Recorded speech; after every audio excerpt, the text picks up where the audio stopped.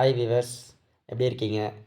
நாம இன்னைக்கு என்ன பார்க்க போகிறோம் அப்படின்னா, மாடி தோட்டத்தில் வச்சிருக்கிற ரோஜா செடிகளில் பூக்கள் ரிசல்ட் வந்து எப்படி இருக்குது அப்படிங்கிறத பார்க்க போகிறோம். வாங்க மினி ஜேர்னிக்குள்ளே போகலாம். நீங்கள் இப்போ பார்த்துட்ருக்கிறது வெரைட்டி ஆஃப் ரோஜா செடிங்க. இந்த செடிங்க பார்த்தீங்க அப்படின்னா ஒவ்வொன்றும் நம்ம வந்து செலக்ட் பண்ணி வாங்கியிருக்கோம்.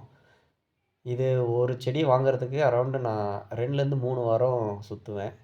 ஒவ்வொரு வாரமும் ஒவ்வொரு நர்சரிக்கு போயிட்டு, அந்த இடத்துல என்ன மாதிரி கலெக்ஷன் இருக்குது, அது எந்த அளவுக்கு ரிசல்ட் இருக்குது, அந்த பூ அட்ராக்ஷன் வந்து எப்படி இருக்குது அப்படிங்கிறதெல்லாம் பார்த்துட்டு, அதுக்கப்புறம் தான் வாங்குவேன்.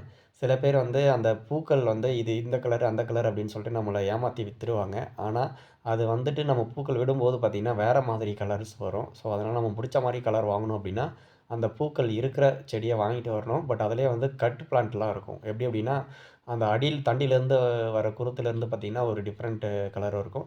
மேலே இருக்கிற செடியிலேருந்து வர்றது வந்து வேறு கலராக இருக்கும். ஸோ அந்த மாதிரிலாம் இருக்கும். அதெல்லாம் நம்ம பார்த்து தான் வாங்கணும். இங்கே ஒசூர் ஏரியாவில் பார்த்தீங்கன்னா, ரோஜா பூவுக்கு வந்து ரொம்ப ஒரு ஃபேமஸான ஏரியா. ஸோ இங்கே வந்து நம்ம நல்லா போய் பார்த்து ஃபீல்டுக்கு போய் வாங்கணும் அப்படின்னா, ரொம்ப கலெக்ஷன்ஸ் நிறையவே இருக்கும். பட் போகிற அளவுக்கு நமக்கு டைம் இருக்குதில்ல. ஸோ அதனால் பக்கத்தில் இருக்கிற நர்சரியிலே போய் கலெக்ஷன்லாம் முடிச்சிருவோம். நான் வாங்கியிருக்கிறது எல்லாமே பார்த்தீங்கன்னா, டபுள் கலர் இல்ல புதுசா வந்து ஏதாவது இருந்துச்சு அப்படின்னா மட்டும் தான் வாங்கியிருப்பேன். ஏன்னா நம்ம வீடியோ போடுறது வந்து ஒரு டிஃப்ரெண்ட்டா இருக்கணும் அப்படிங்கிறதுக்காக. நம்ம மாடியில வச்சிருக்கிற இந்த செடிங்க எல்லாமே பார்த்தீங்க அப்படின்னா, ரொம்ப ஹெல்த்தியாவும், சூப்பராவும் வந்திருக்கு. நான் பார்த்தீங்கன்னா, இதுக்கு அடிக்கடி வந்து தண்ணி அந்த மாரிலாம் ஊத்த மாட்டேன். ஏன்னா இங்க ஏரியால மேக்ஸிமம் மழை வந்துட்டே இருக்கும். லைட்டாவது வரும். நம்ம வந்து ஜஸ்ட்டு ஹெல்த்தியா இருக்கா? எதுவும் பிரச்சனைகள் இல்லையா? பூச்சி தொல்லைங்க அந்த மாதிரி ஏதாவது இருக்கா? அப்படிங்கிறத மட்டும் பார்த்துட்டு போயிடுவோம். வாரத்துக்கு 2 நாள் அவ்வளோதான் வரும். ஆனா வெயில் காலத்தில மட்டும் அடிக்கடி வந்து பார்த்துக்கணும்.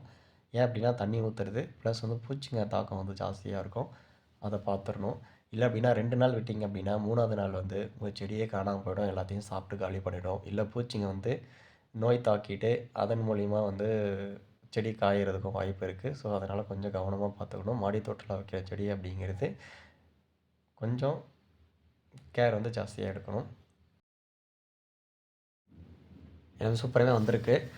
ஆனா, இதில ஒரே ஒரு விஷயம் என்ன அப்படின்னு பார்த்தீங்கன்னா, செடியில விடுற ரோஜா பூவ வந்து மலர்றதுக்கு முன்னாடியே காணாம போயிடும். என்ன அப்படின்னு பார்த்தீங்க அப்படின்னா, பக்கத்து வீட்ல இருந்து பார்க்குற பசங்க, காலையில எந்திரிச்சு வரதுக்கு முன்னாடியே வந்து அறுத்துட்டு போயிடுறாங்க. இல்ல ஆஃபீஸ் போயிட்டு திரும்ப வந்து பார்த்தோம் அப்படின்னா, அந்த இடத்துல செடியே இருக்காது, மொட்டு கூட இருக்காது. அந்த மாரி காலி பண்ணிடுவாங்க. இந்த 3 ரோஜா பூவும் பார்த்தீங்க அப்படின்னா, நம்ம மேல அறுத்தது தான். மழை வந்துட்டே இருக்கிறதுனால இந்த மாரி இருக்கு. இந்த வீடியோ உங்களுக்கு பிடிச்சிருந்ததுன்னா, சப்ஸ்கிரைப் பண்ணுங்க, லைக் பண்ணுங்க, ஷேர் பண்ணுங்க, கமெண்ட்ஸ் பண்ணுங்க. எனக்கு ஃப்ரீ டைம் இருக்கும்போது உங்களுக்கு ரிப்ளை பண்றோம். தேங்க் யூ ஃபார் யுவர் வாட்சிங்.